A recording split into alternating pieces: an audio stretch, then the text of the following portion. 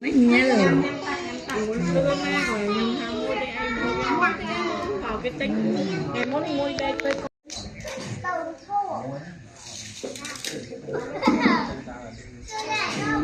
mù cao cao sẽ ra cao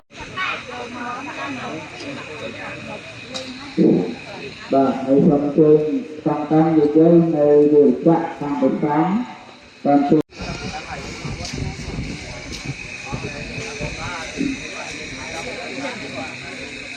Nikah pasangkara opa kawaya tamina opa cetwa Anika pasangkara opa kedai saja jemrang nang papada sasna jong ai kedai sapra kenyata lai krop ni tom anamo tiak ni